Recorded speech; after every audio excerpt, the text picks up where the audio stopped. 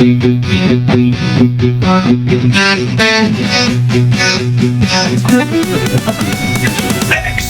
Dost, success का host, Sainik Navodaya में topmost.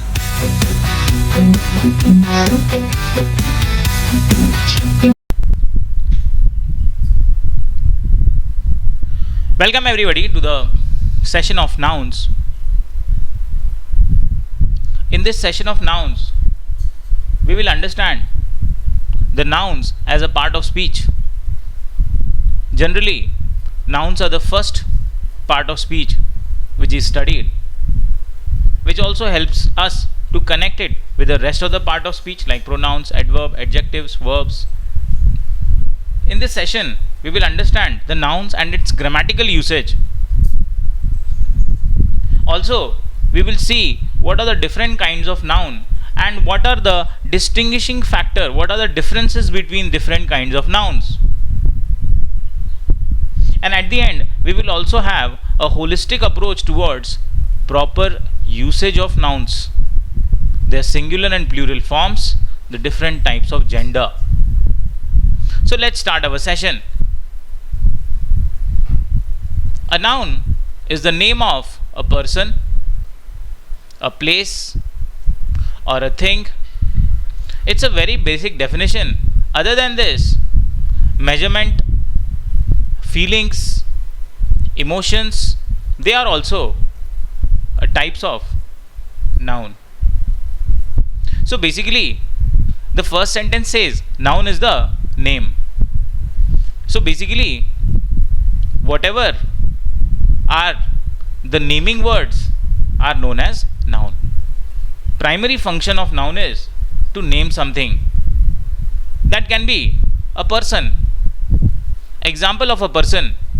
I am not going to give a common example which is Ram, Mohan, Gandhi. I will give you a better example of a person. Minister.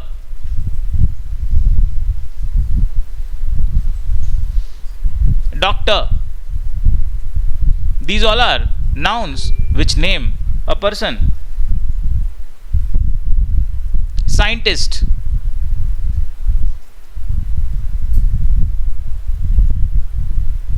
Place. The nouns denoting the place can be airport,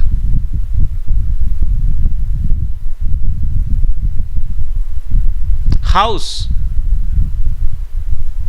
Common example, I am not going to give like Delhi, Mumbai, Pune. They are definitely. But other than that, our airport, house, railway station, apartment, these are also the examples of nouns which will denote a place. Thing can be pen, paper, pencil, computer, any of these objects can become under the noun denoting things. This is a broader definition. For a deeper understanding, we will have to understand the types of nouns, for which now we will proceed further. Moving further to kinds of noun. There are 5 different kinds of noun according to our textbook. Even though there are some others also other than this, which we will discuss in our session. But the primary classification of nouns are 5 types. Out of which, the first one, let us discuss, is the proper noun. Now, the word proper means one's own. Means apna khud ka. So basically the definition says, it is the name of a particular person or place, and it is always written with a capital letter. So if you name a particular person, for example, Rakesh.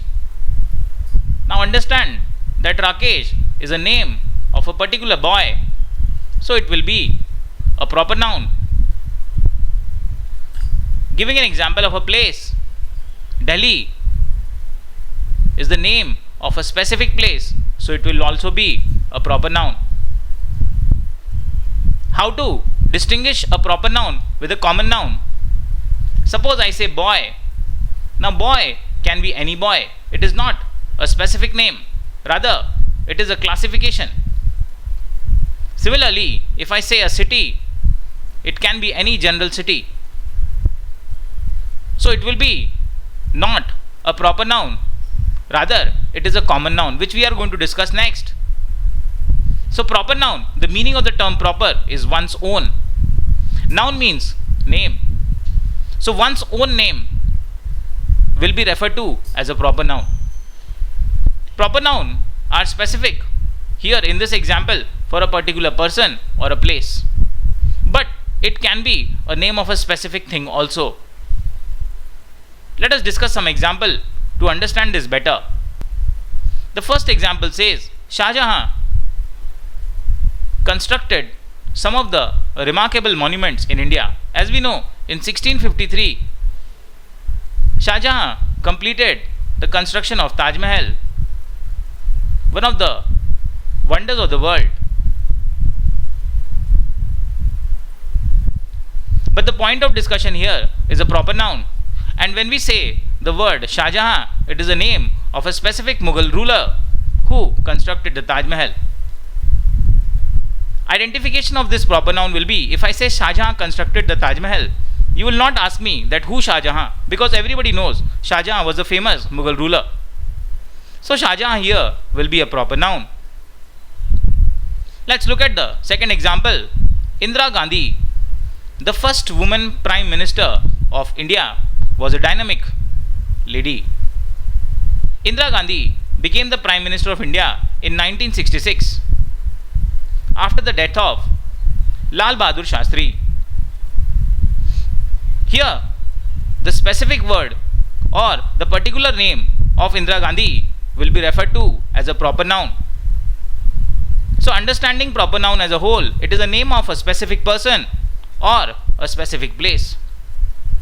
If you look at the first sentence, India will also be name of a specific country, so it will also be a proper noun.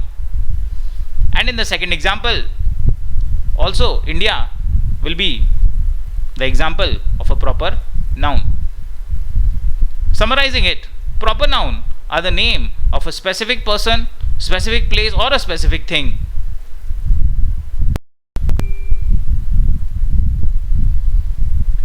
Discussing further examples of proper noun. Sentence says Rabindranath Tagore was the first Nobel laureate of India. So here Rabindranath Tagore is the name of the famous Indian poet who got the first Nobel Prize. Nobel laureate means a person who receives the Nobel Prize. He was the first winner of Nobel Prize in 1913. So in this sentence, Rabindranath Tagore, name of a specific person, will be a proper noun. Next, the Holy Vedas are the oldest texts of Hindu mythology. Now here, they are talking about Vedas. Vedas are one of the auspicious books. So they will be a proper noun. Let us move to the next part, which is the common noun. Now as the proper noun refers to a specific person, place, or thing at time, common noun will not do that. Common noun is name which is common to any and every person or thing of same kind. So suppose you have things of same type or person which can belong to same category, they will be categorized as a common noun. Just simple to understand the things which are many in number. For example, boy, which can be many, girl can be many, they will be common noun. And all the boy will be called boy. All the girls will be called or classified under girl. So, the names which is common to a specific type or a specific category or a class will be common noun. Let us understand through some example. Boys like to play cricket and football. When they use the word boys, they are referring to all the boys and not to any specific. They mean to say that all the boys, they like to play both cricket and football. Similarly, small towns are growing today at a faster rate. Here, they are not referring to a specific town, but they are referring to all the towns which are small in size, which have less population. So the word town will be a common noun because it is in general referring to all the towns.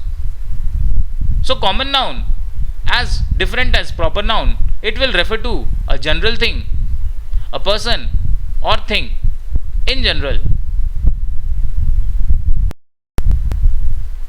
Further, doing a basic classification between proper noun and common noun.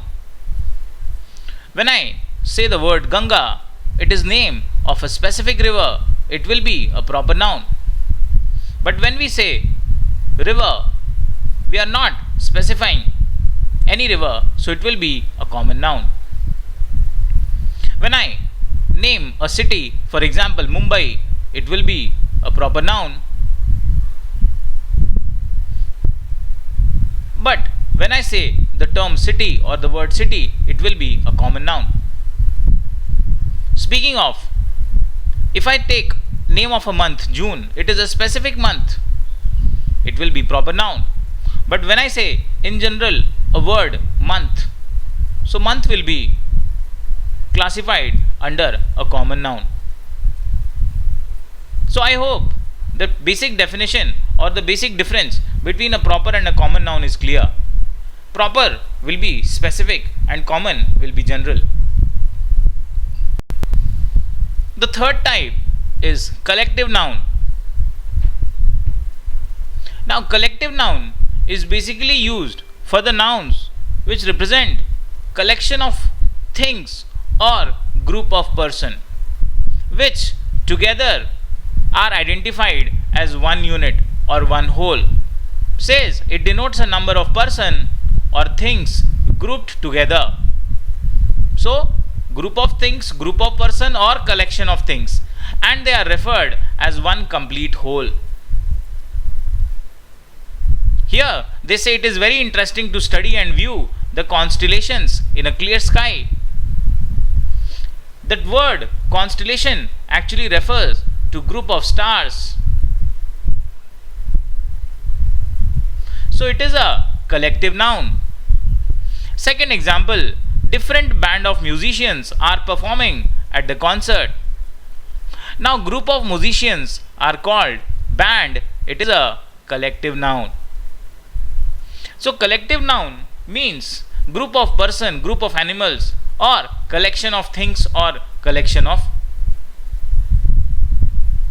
different articles. They will be referred as collective noun. Another example to understand this will be group of soldiers. Group of soldiers are collectively referred as regiment or army.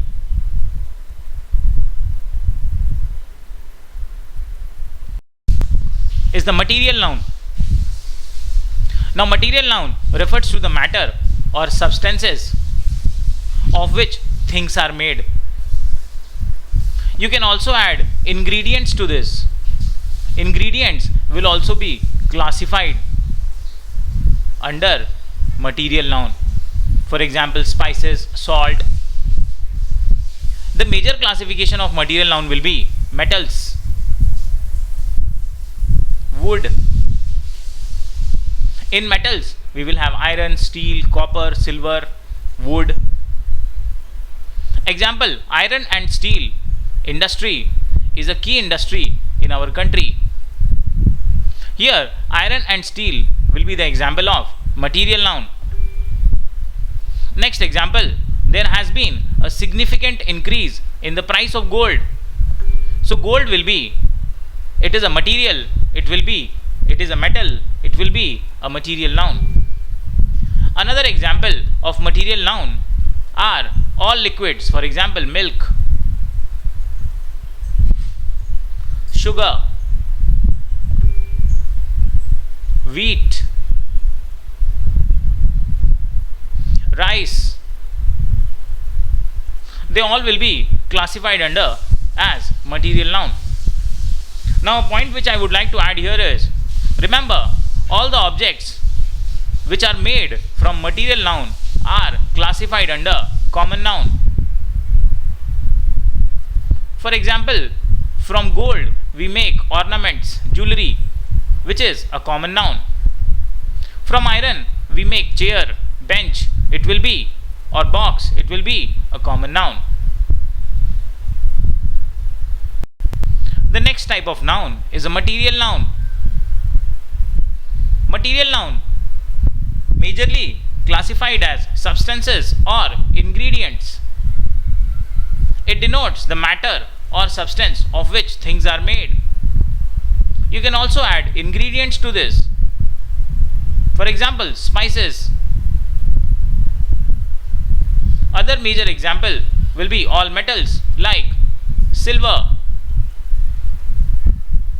gold. Also, all liquids, for example, water, wood, rice, sugar, they all will be example of material noun. Example, iron and steel industry is a key industry in our country. Here, iron and steel will be an example of material noun. Second example, there has been a significant increase in the price of gold. So gold is a metal. It is an example of a material noun. Also remember that the things which are prepared from material noun will be classified as a common noun. For example, from gold we make ornaments, jewelry. They are classified as common noun. From iron we make chair. From wood also we make furniture. They will be classified as common noun. Chair, bench, table. Furniture is not a common noun. Furniture is a uncountable noun. But the things which are prepared from material noun will be common noun.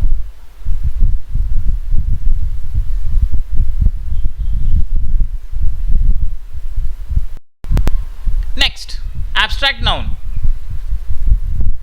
Abstract noun is the name given to quality. For example, honesty, or any state. Example of state can be state of happiness, or an action. Example of action can be laughter or theft. So in a nutshell, you understand abstract noun as, abstract nouns are those nouns which can only be felt. You cannot touch or see them, but you can only feel them. They are considered to be apart from the thing to which it belongs.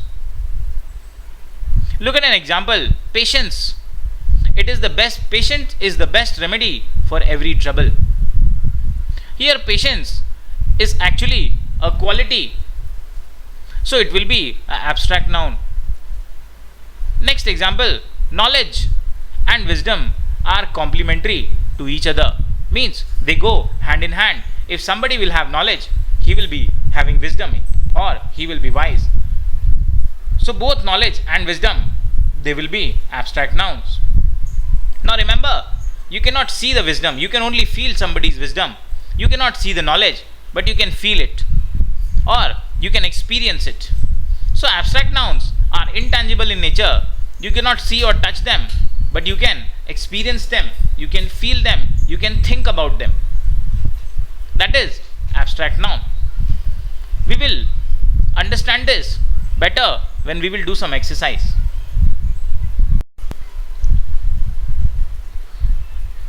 Very important to understand, there are some nouns which look plural in form, but they are not plural. They are actually used in a singular sense. Example, news. The word news has S at the end, which will give you an impression that it is a plural noun, but it is not. It is a singular noun and also used in a singular sense.